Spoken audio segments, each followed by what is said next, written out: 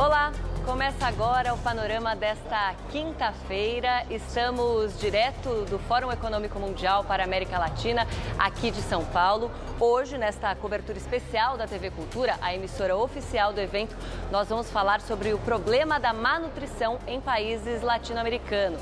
Com a gente, países latino-americanos. Com a gente, a Gisela Solimos, cofundadora do Centro de Recuperação e Educação Nutricional, e Maurício Haddad, presidente da Royal DSM, multinacional produtora de vitaminas e ingredientes para alimentos, ração animal, cosméticos e fármacos.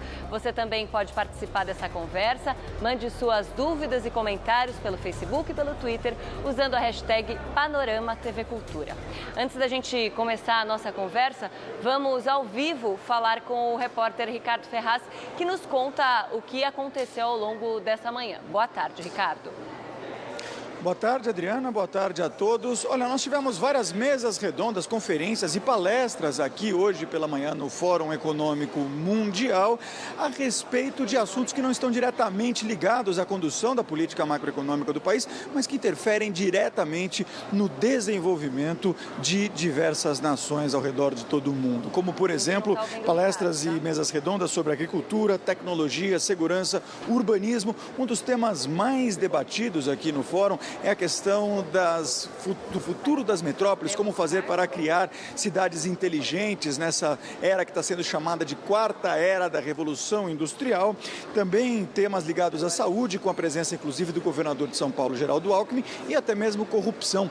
Essa mesa redonda estava prevista a presença da ministra-chefe, presidente do Supremo Tribunal Federal, Carmen Lúcia, mas ela não compareceu ao evento. E daqui a pouco, a 1h da tarde, acontece na plenária principal a última mesa redonda do evento, que é justamente sobre liderança nessa nova era global.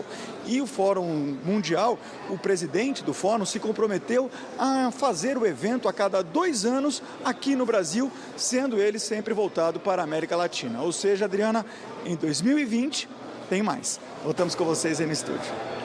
Obrigada pelas informações. O Ricardo ainda volta aqui durante o panorama. Uma boa tarde. Muito obrigada pela presença dos dois. Bom, vocês saíram agora há pouco de um dos painéis, né, o Nutrindo Dietas Saudáveis, e abordaram temas importantíssimos aqui para os países latino-americanos. Entre os temas que vocês levantaram estão essa dualidade que a gente tem aqui, né? O aumento da obesidade. A gente tem dados da ONU de que todos os países da América Latina tiveram a taxa de obesidade aumentada em 2015 e 24 países têm mais de 20% da população obesa. E por outro lado, existe o problema da desnutrição e da fome também, que vem subindo. Aqui subiu em 6% nos últimos anos. Qual que é a explicação para isso e como lidar com esse problema? Bom, acho que o problema da má nutrição e da obesidade são problemas multifatoriais, né? A subnutrição está associada especialmente à pobreza e a uma alimentação inadequada, ao não crescimento, mas acontece que se você não trata esse problema na infância, você pode ter adultos com sobrepeso e obesidade na vida adulta, ou seja, o resultado é o mesmo, né? Além disso, a gente vive uma transição nutricional no mundo inteiro devido à urbanização, né? A gente está mudando de estilos de vida, está fazendo menos atividade física e está mudando o nosso hábito alimentar, né? Então, esse é um panorama bem simples, assim, bem resumido do que está acontecendo. Maurício. Obrigado, Adriana. Gisela, prazer estar com você aqui novamente. Na verdade, esse paradoxo é uma coisa bem complicada. Se a gente pensar que no Brasil, de falar de Brasil, nós temos mais de 50% da população que tem obesidade ou sobrepeso. E, por outro lado, 50% das nossas crianças menores de 5 anos têm anemia. Então, é um paradoxo muito difícil de tratar e, na verdade, os hábitos alimentares, eles são muito difíceis de serem mudados. As pessoas estão acostumadas àquilo que elas gostam de comer. De um lado, nós não temos acesso a esses alimentos que deveriam trazer a nutrição. Do outro lado, existe um acesso a alimentos que, na verdade, entregam mais do que se esperaria com relação às calorias. Então, isso é um tema muito complexo, mas existem maneiras estão sendo feitas em todo o mundo e eu tenho certeza que no Brasil também em pouco tempo teremos para melhorar a situação. Quando você falou sobre alimentos que trazem muitas calorias, muitas vezes são aquelas chamadas calorias vazias, né? Tem uma informação aqui também de que o varejo na América Latina é de 129 quilos de alimentos processados por pessoa por ano. Esses alimentos ultraprocessados, eles são ou podem ser considerados os grandes vilões da obesidade?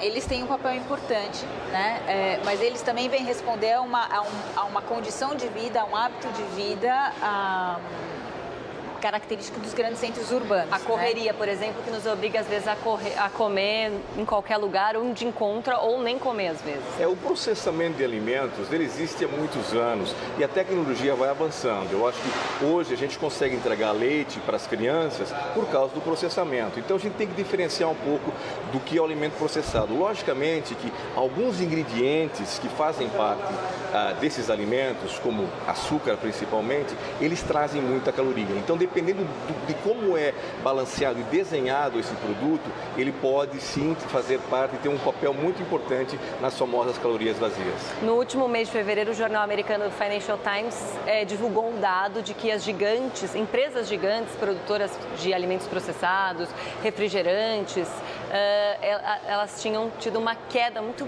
acentuada aí nas vendas. Qual que é a explicação para isso? A crise, por exemplo, aqui no Brasil, ou as pessoas realmente estão ficando mais conscientes? Talvez, acho que antes da gente continuar, o Maurício começou a sinalizar para uma diferença entre alimentos processados e ultraprocessados. Tá. O leite tem em uma caixinha diferença, é um então. alimento processado. Um refrigerante é um alimento ultraprocessado. Então, acho que essa diferença é importante. Porque também em termos nutricionais eles são bastante diferentes. O que são então esses alimentos? O ultraprocessado é um alimento completamente produzido artificialmente. Um queijo é um alimento processado, um leite é um alimento processado. Então, a gente precisa fazer um pouco essa diferença, né? E acho que você está se referindo aos alimentos ultraprocessados, quando você fala, por exemplo, da queda em refrigerantes. Isso. Né?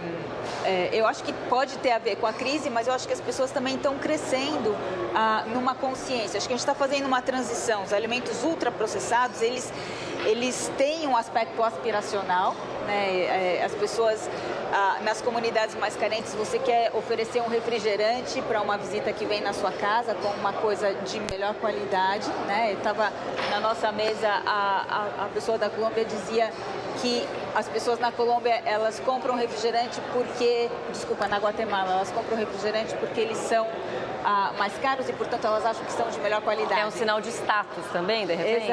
Exato. Então, acho que esse é um aspecto, mas tem outros aspectos, como a correria na cidade, é um alimento com maior tempo de prateleira, é um alimento mais fácil de distribuir, em termos de... não é mais fácil, mas está mais acessível nas comunidades carentes. Então, nas comunidades menos favorecidas, você tem o que se chama desertos alimentares, né? As pessoas não têm acesso a alimentos frescos, de qualidade, a uma distância menor que 400 metros da casa delas. E às vezes, pela comodidade, acabam optando por esses alimentos. Exato. Mas mesmo com todas essas dificuldades e com essa imagem de ser um alimento aspiracional, acho que as pessoas começam a rever a forma como elas estão se alimentando. Dessa forma, o consumidor fica mais exigente, as empresas têm que se adaptar a esses novos gostos? Eu acho que essa queda tem uma relação muito grande com a conscientização dos consumidores. Hoje em dia, a informação, os consumidores têm um acesso muito grande à informação e cada vez mais essa conscientização faz com que os consumidores se tornem mais exigentes e busquem alternativas que sejam mais saudáveis, algo que não acontecia alguns anos atrás. Então, isso está muito relacionado, porém, as indústrias de alimentos, em sua grande maioria, elas estão muito atentas a isso. Na verdade, é um negócio das indústrias de alimentos. Então, elas estão fazendo um grande esforço para que os alimentos se transformem em alimentos que sejam mais nutritivos e que tenham um perfil que seja muito mais adequado, não somente atuando na parte social, alimento é uma coisa social, não somente atuando na parte é bom de consumir, tem um sabor agradável, mas também entrega uma nutrição muito melhor. Bom, vou fazer uma pequena interrupção aqui na nossa conversa para voltar a chamar o repórter Ricardo Ferraz, que circulou aqui pelo Fórum Econômico Mundial para a América Latina e conversou com alguns líderes que participam do evento. Adriana, outro tema que está sendo debatido aqui no Fórum Econômico Mundial são as notícias falsas, um fenômeno bastante recente, principalmente na disseminação nas redes sociais e que preocupa muitos economistas porque ele pode ter implicações, inclusive, na ordem democrática. Ao meu lado, Leandro Machado, que participou de uma mesa hoje aqui a respeito desse assunto. Leandro, é possível controlar a fake news?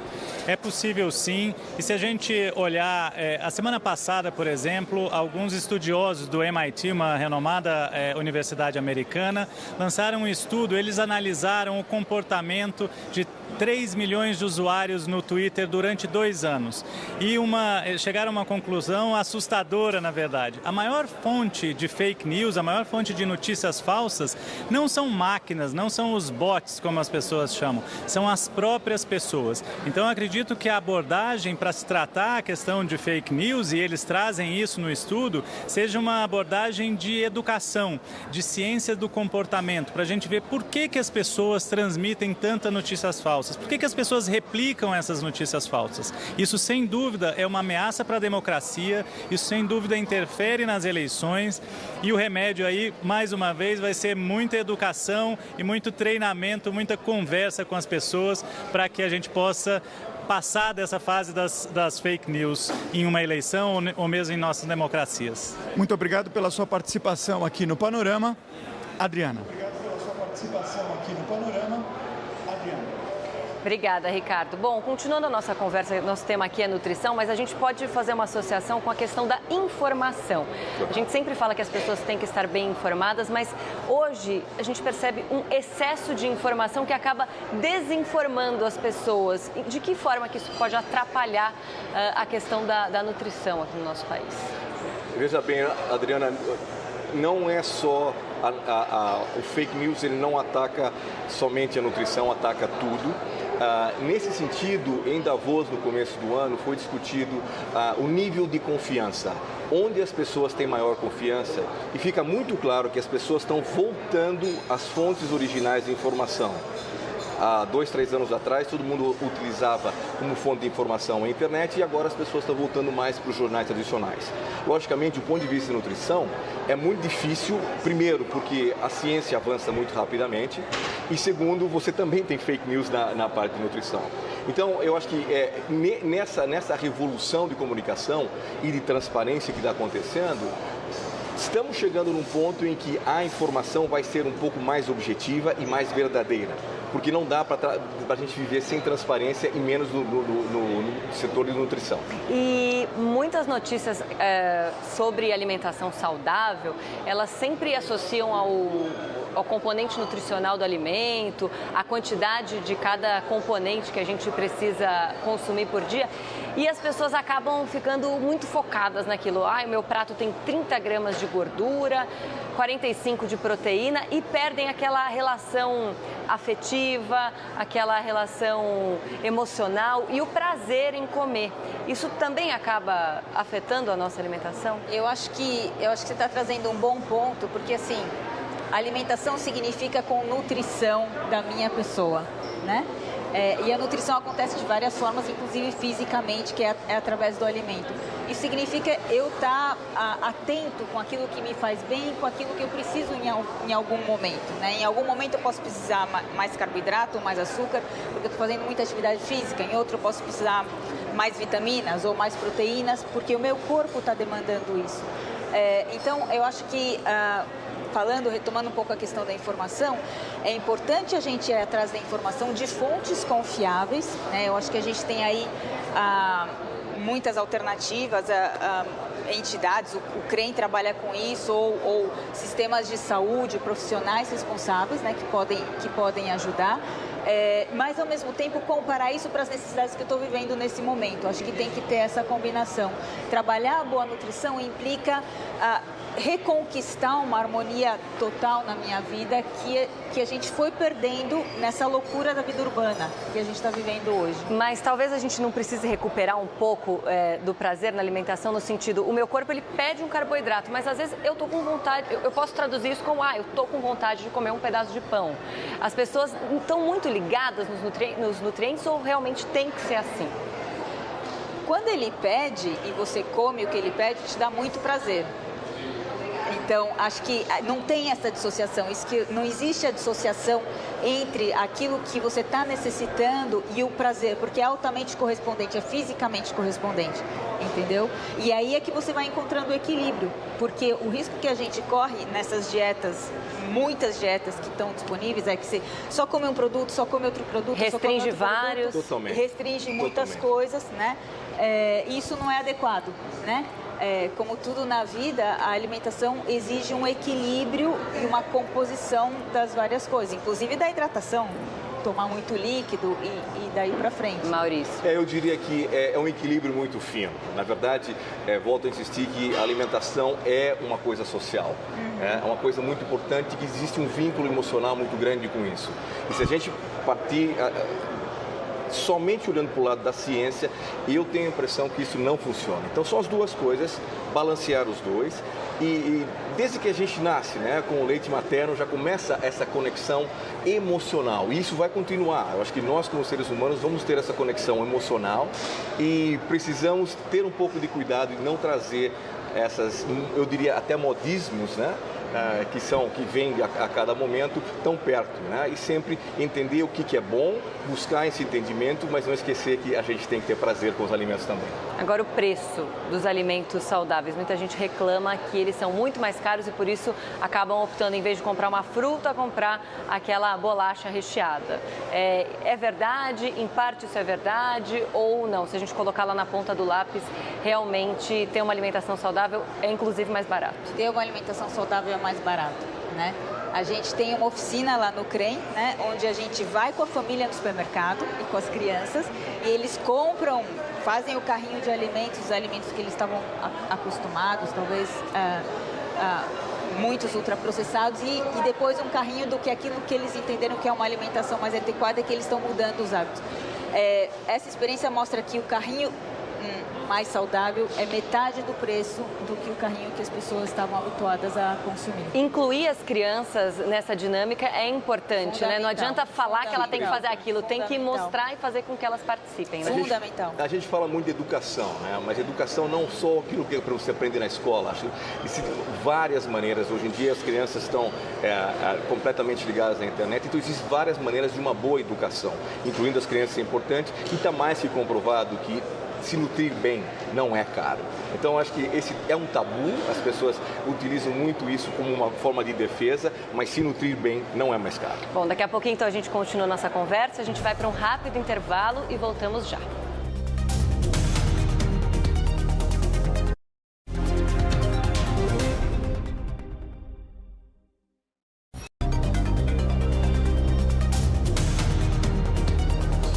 Já estamos de volta com o panorama desta quinta-feira. Falamos direto do Fórum Econômico Mundial para a América Latina, hoje sobre o problema da má nutrição, principalmente nos países latino-americanos.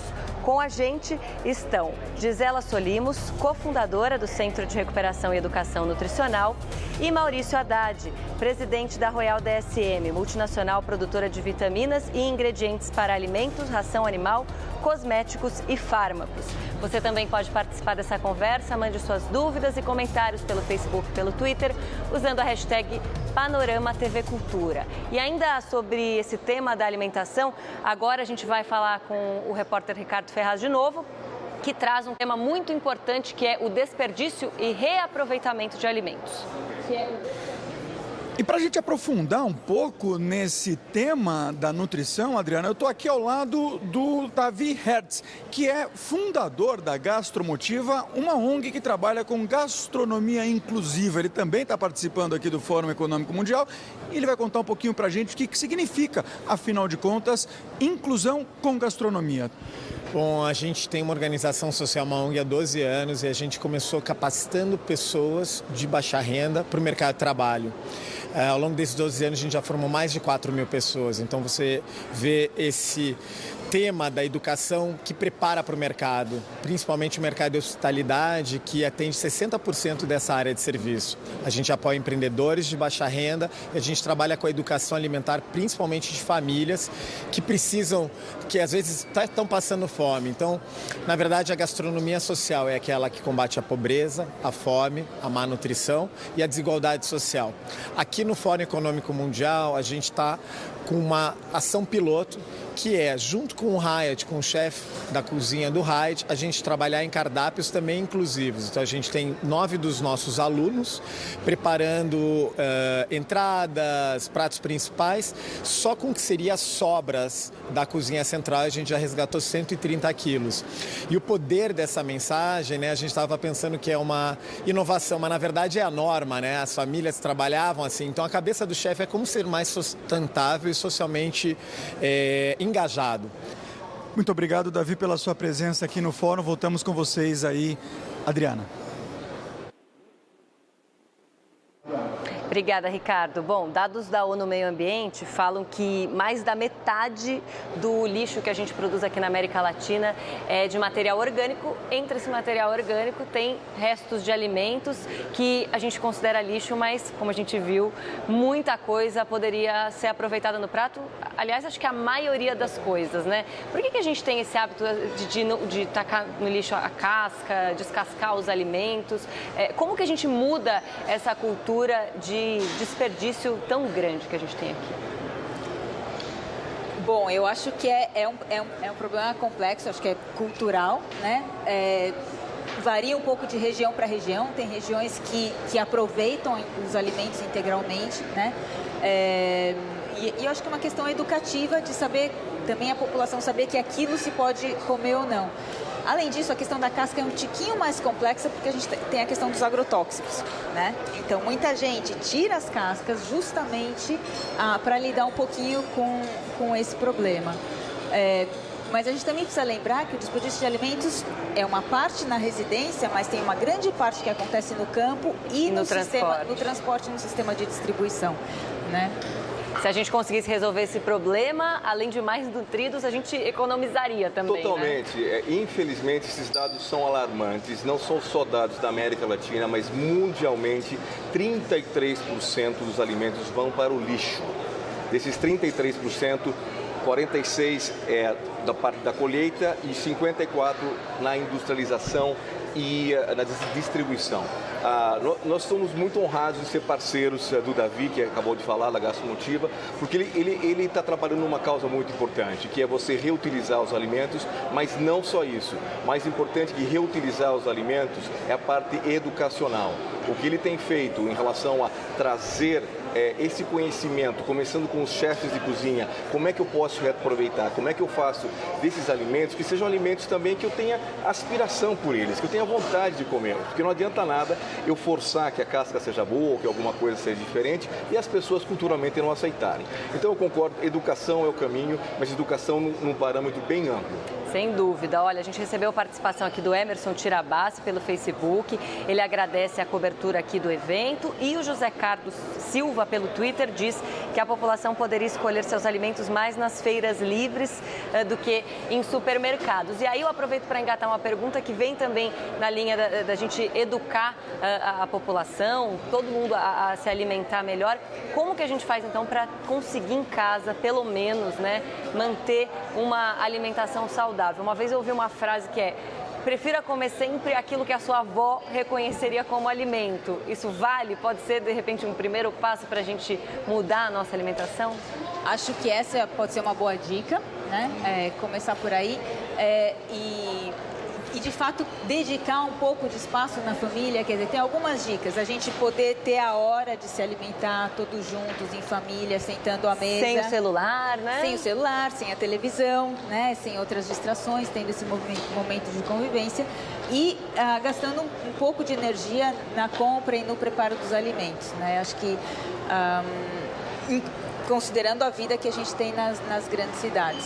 Maurício, qual é a sua dica? Eu acho que eu quero reforçar tão importante esse tema emocional da comida. Na hora da alimentação, sem celular, que é difícil hoje em dia, é um momento em que a gente consegue fazer muita coisa do ponto de vista de educação também. Então, eu acho que dica simples, primeiro, é buscar os alimentos que são encontrados na feira, mas, na verdade, na vida que nós levamos hoje, os alimentos processados também têm um papel importante. Então, dentro dos alimentos processados, pôr mais atenção o que é dito nos rótulos e evitar o máximo possível as calorias vazias e colocar muita atenção no que são os micronutrientes, vitaminas e minerais, que eles somente dos alimentos nós podemos absorvê-los. Agora, numa macro escala, o que tem sido feito e o que poderia melhorar por parte dos governos, da iniciativa privada, também de projetos sociais, para a gente conseguir uma população mais saudável, menos obesa e que todos tenham comida no prato, já que a fome vem crescendo aqui na América Latina. Durante o fórum, nós discutimos muito as famosas PPPs, né, que são as parcerias público-privadas. Eu acho que isso é uma solução. Mas, por exemplo, da parte pública, o governo brasileiro ele está fazendo muitas coisas. Tem sido debatido já durante muitos anos, começou em 2014, duas iniciativas, uma que é com relação à taxação, aumentar os impostos dos produtos de alimentos que tem uma alta concentração não somente de açúcar, mas também de sal e gorduras. A segunda iniciativa é a da rotulagem. A rotulagem é uma coisa importante. Existe um debate nesse momento com todas as partes, né, falando de PPP. No rótulo você ter como se fosse um semáforo indicando quais são os alimentos que são mais nutritivos. Então, essa é uma parte. Com a indústria de alimentos, existe um diálogo do Ministério da Saúde com a indústria de alimentos, existe esse componente e o comprometimento da indústria em redução de sódio, redução de sal. Então, é muito importante esse diálogo entre todas as partes, inclusive com as nutricionistas, com as pessoas que realmente entendem, para que a gente possa tomar essas atitudes conjuntamente. Gisela, sua consideração final. Pensando um pouco na intervenção, a intervenção nutricional é prioritariamente ou muito importante o aspecto educativo, né? Então, as parcerias com as pessoas que estão profissionais e entidades que estão trabalhando no campo, né? Aqui também o governador citou a parceria deles com as OS, a capacitação dos profissionais de saúde, da atenção primária à saúde. O Querem tem trabalhado muito nisso, na transmissão de informação para a nossa rede educacional e nossa rede de saúde, para poder dar uma informação, como a gente falava antes, uma informação mais qualificada para a população. Tá certo, Gisela, Maurício, muito obrigada pela presença dos dois. Obrigada. Nós ficamos por aqui nesse último dia da transmissão especial da TV Cultura no Fórum Econômico Mundial para a América Latina. Obrigada pela sua companhia. A gente volta amanhã, ao 12h30, para falar sobre um outro assunto, a relação entre o cidadão e a cidade onde ele vive. Até lá!